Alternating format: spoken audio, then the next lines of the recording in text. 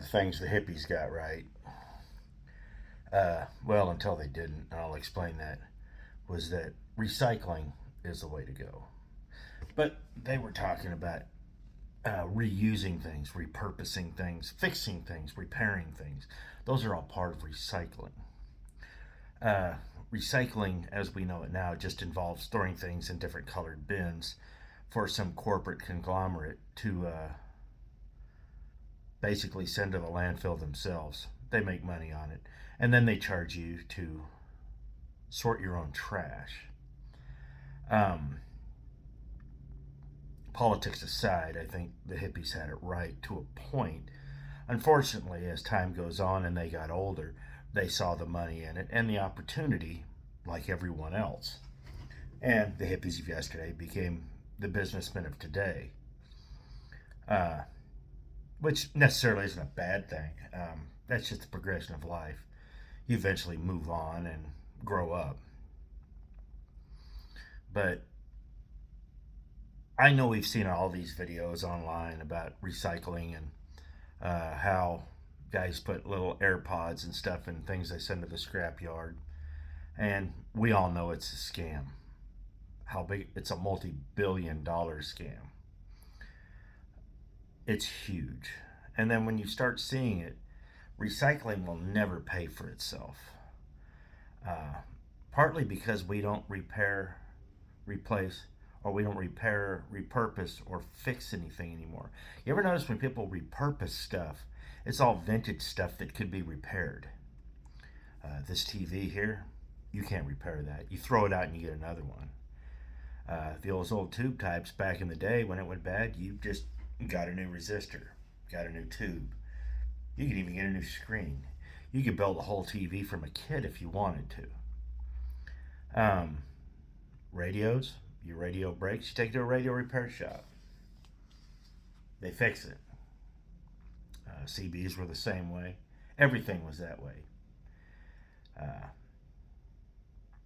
and now everything is meant to be thrown away.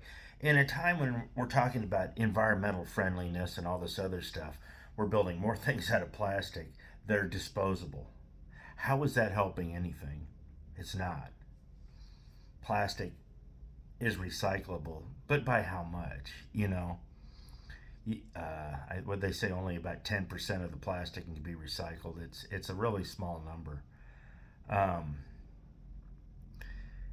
Glass is 100% recyclable. So is metal.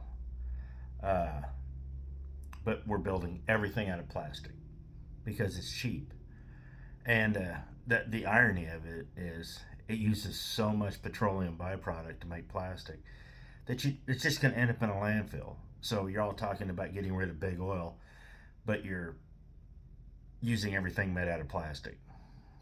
Oh, the irony. Um, so you sit there and like cars, trucks, all that, they're meant to be thrown out now. They're meant to have a primary user, no secondary market, and off to the scrapyard. And if you've noticed in the car game, from about 1988, when they finally got rid of the G body, to about 1990, 2000, especially in the American car market, there's nothing left. Nobody collected those. They were junk. They fell apart. Uh, and you'll see periods in every car manufacturer where it's like that, to where they make quality products, it got cut off, and then there's like nothing for about 10 years, and then suddenly you start seeing cars again. Not to say those cars don't exist still, but they're a lot rarer than you would realize just because they were junk. You get 60, 70,000 miles out of them, and they just fell apart. They hit the secondary market and didn't last more than a few months and ended up on the side of the trailer or out in a field. So, what I'm getting at is true recycling. There's no money in it. There's no money in true recycling at all. Uh, you know, think about it. You're just taking something that's junk, stripping the usable parts out of it, and repurposing everything.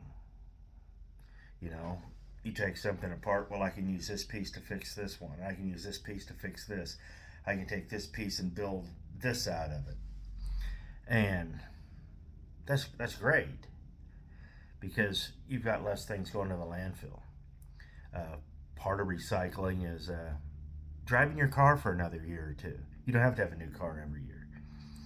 If you want to reduce the carbon footprint, like a lot of people do, and you want to reduce even emissions, as dumb as it sounds, keep your car on the road. Don't buy a new car, because I'll tell you what happens is that your car hits a secondary market. You buy a new car, and suddenly there's two cars out there instead of one. So you've just doubled the emissions problem. Now, don't get me wrong, a lot of these cars end up going to auction, stripped out, part out, and all that. But if you, truthfully, if you were to slow down buying new cars every year, the price of cars would drop because people wouldn't be buying. They'd be forced to drop. It's just supply and demand. But when you sit there and, get an extra year out of that car, you know, fix your refrigerator rather than get a new one. I've got a set of washers and dryers that are 50 years old. I can still get parts for it, and they go, and they go, and they go. And yet I know people with brand new washers and dryers that can't get more than 2 or 3 years out of them. They're junk. They go to the landfill. They buy a new set. Just food for thought. I really resent the fact that these companies make me sort my own trash just so they can send it to a sorting center and eventually send it to a landfill regardless. It doesn't sit well with me. There's no money in true recycling. A little food for thought.